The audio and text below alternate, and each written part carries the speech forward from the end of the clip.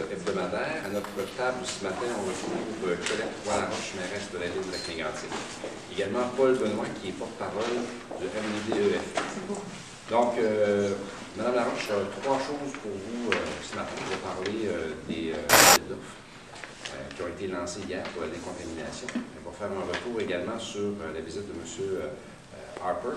Elle va vous parler de Lac-Mégantic qui s'illumine pour la période des fêtes. Il y a également M. Benoît qui pourra répondre à certaines questions spécifiques qui sont reliées à la décontamination. Mais M. Benoît n'a pas d'allocution prête, ce sera juste pour les questions. Mme Laroche. Bonjour à tous. Nous entreprenons aujourd'hui une étape importante du rétablissement de la ville de Lac-Mégantic, soit les appels d'offres pour la décontamination. Ces appels d'offres ont été lancés par le ministère du Développement durable, de l'Environnement, de la Faune et des Parcs hier, entre autres. Le contrat est d'une durée variant de 1 à 3 ans. Pour la population de Lac-Mégantic, c'est une importante étape, car rien ne pourra être fait dans la zone sinistrée avant la décontamination des sols. C'est une impressionnante quantité de sol qui doit être traitée. On parle d'environ 560 000 tonnes métriques de sol.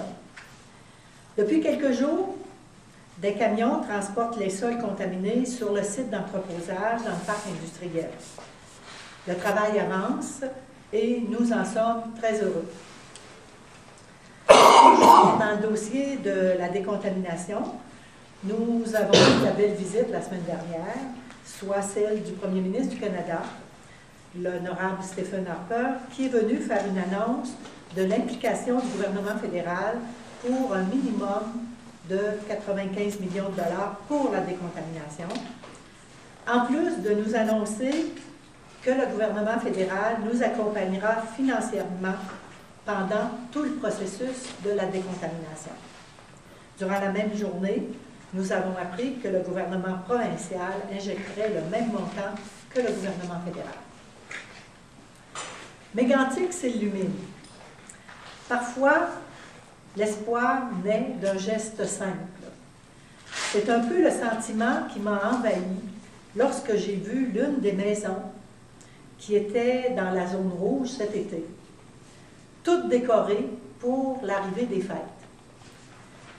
Cette jolie maison, qui n'est plus dans la zone rouge, illumine tout ce secteur de cette zone sinistrée.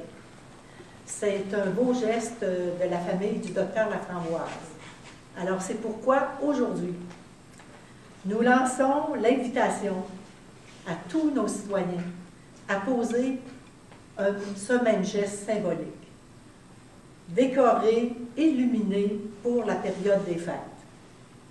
De cette façon, nous démontrerons aux gens qui nous entourent et aussi au reste de la province que Lac-Mégantic se relève et que nous en sortirons plus fort que jamais. De plus, les plantations Robert de Lac-Drolet offrent à la ville de Lac-Mégantic 47 sapins qui seront installés devant l'église Sainte-Agnès. Alors, on sait que ces 47 sapins vont nous rappeler la mémoire des victimes.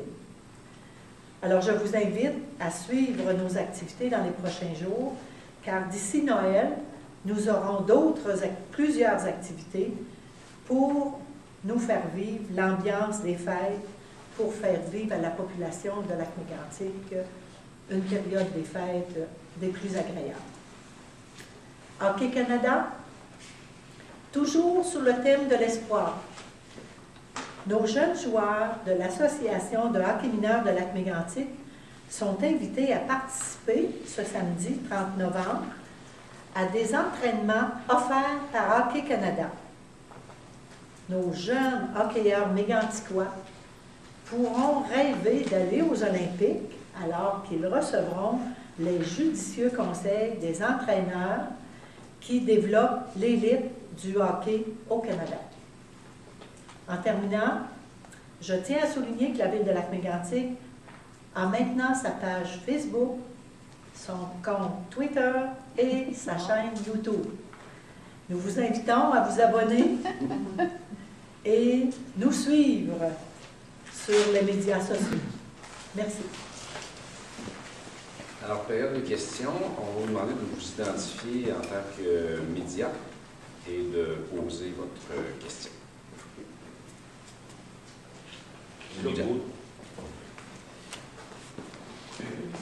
Jean-François. Allez-y. Ah, ça c'est pas là. C'est pour revenir sur la visite de M. Harper. Oui, il a dit qu'il vous accompagnerait tout au long du processus de la décontamination. Vous avez quand même lancé un message clair concernant la reconstruction. J'ai pas compris qu'il y aurait eu, en tout cas qu'ils ont annoncé aucune somme que ce soit supplémentaire aux 60 millions qui avaient déjà été donnés. Est-ce que vous avez eu d'autres informations à la suite de cette rencontre-là? L'information précise n'a pas été donnée par M. Harper. Ce que M. Harper s'est engagé, c'est qu'il serait là aussi pour la reconstruction. Alors, comme je l'ai dit un peu brièvement lors de la visite de M. Harper, nous entreprendrons bientôt une démarche pour nous doter d'un plan directeur pour la reconstruction. Et cette démarche, la conclusion de cette démarche fera en sorte que nous aurons des estimations des coûts de la reconstruction. Alors, j'ai eu l'assurance que M. Harper sera là aussi pour la reconstruction. Jean-François Desbiens, TVA. Je ne sais pas, M. Benoît, Mme Laroche. Vous dites de 1 à 3 ans, la durée du contrat. Mais ça, sur l'accessibilité au centre-ville, c'est quoi l'impact? Parce que c'est de la terre qu'on déménage, qu'on traite, qu'on ramène par la suite. Je vais laisser M. Benoît répondre à cette grande question. On va prendre le micro vers M. Benoît. S'il vous plaît, oui.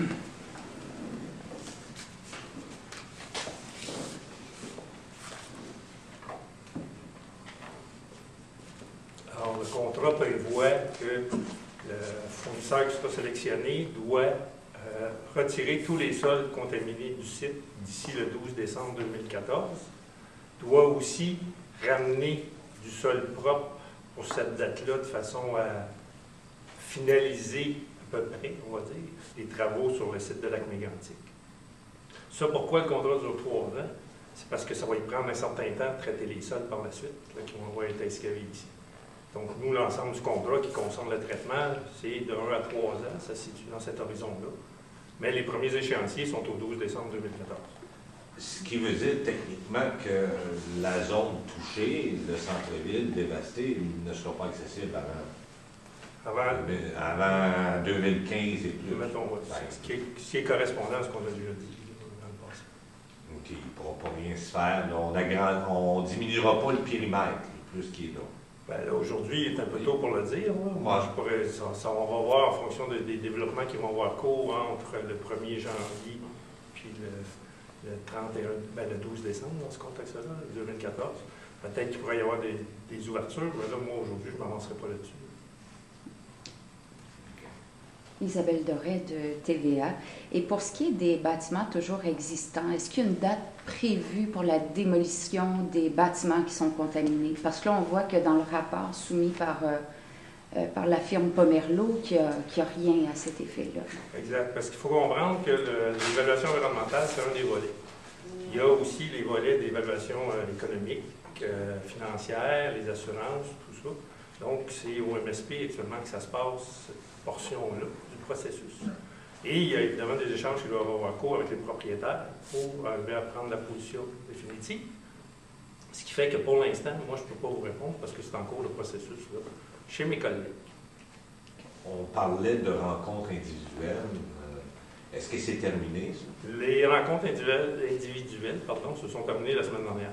Est-ce qu'on a un portrait précis de ce qui est contaminé? Il y a quelques bâtiments qui sont encore à l'étude parce qu'il y a des imprécisions dans l'information qu'on a eue.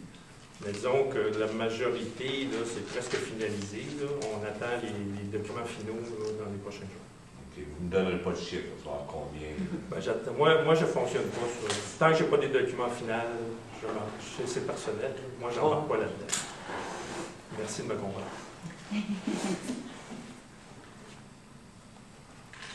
D'autres questions? Ronald Martel, la Tribune. On a parlé des condos commerciaux qui devraient être disponibles vers la mi-novembre. Évidemment, on a entendu parler que ça irait peut-être en février. Il n'y a pas eu de précision, à mon avis, donnée dans un point de presse formel. Il y en est quoi au niveau des condos commerciaux qui, pour les commerçants, sont un sujet important? Alors, les condos commerciaux seront livrés au niveau de la coquille, on parle au niveau de la coquille, et seront livrés dans les délais prévus, soit à la fin novembre. À la rencontre que nous avons tenue ce matin au comité consultatif économique, justement, cette question a été traitée. Le choix de la majorité des commerçants, à l'exception de la SAQ, le choix des commerçants est d'ouvrir seulement en février. Alors, ce choix-là est justifié pour plusieurs motifs, entre autres, la non-disponibilité de leur inventaire et aussi, ils souhaitent prendre davantage de temps pour procéder à l'installation de leur boutique, dans le sens où le jour de l'ouverture, ce sera un grand jour pour eux et ils veulent que toutes les conditions d'aménagement, d'installation soient maximales. Alors, ce matin, nous avons eu comme cette information de la part des commerçants qui s'installeront que cette ouverture se fera pour la majorité seulement en février, fin février, début mars. Nous allons d'ailleurs faire en sorte de donner cette information à la population locale et régionale. Je crois que c'est une information importante qui doit être véhiculée pour permettre aux consommateurs de savoir à quoi s'en tenir à cette période-ci. Puisque vous êtes dans le vif du sujet, est-ce qu'on a un nombre de beaucoup de baux? Pardon? Avec beaucoup de baux de signés, combien de commerçants ont annoncé leur intention de... Actuellement, il y a des ententes signées avec plusieurs commerçants. Et ce que je peux vous dire, il n'y a plus aucun locaux disponible. Tous les locaux ont été réservés. Ça fait combien de commerçants? 16. Selon Jean-François. Moi, je n'ai pas reçu de document, alors je suis un peu comme M. Benoît. Lorsque j'ai l'information précise, écrite, je peux la livrer, mais... Votre nouvelle résidente de la migration. Oui. Et j'ai un compte Twitter, moi aussi. Oui.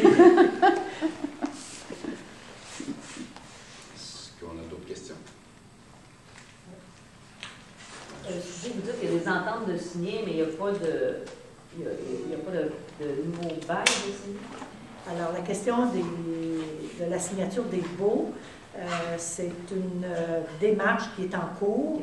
Alors, tant pour le locataire que pour la ville de Lac-Mégantic, on est en train de discuter sur le contenu de chacun des baux. Alors, il y a un bail signé, c'est celui de la SAQ, officiellement. Et ça demeure seulement celui. Pardon? Il y a encore seulement celui de SAQ. Officiellement, qui a été adopté officiellement par le conseil municipal. Alors, pour ce qui est des autres baux, c'est à venir. L'ouverture est toujours prévue pour le 12 décembre, C'est l'information vers le 12 décembre environ. Mais nous allons leur demander de nous préciser la date plus exactement là, pour être capable de donner une bonne information.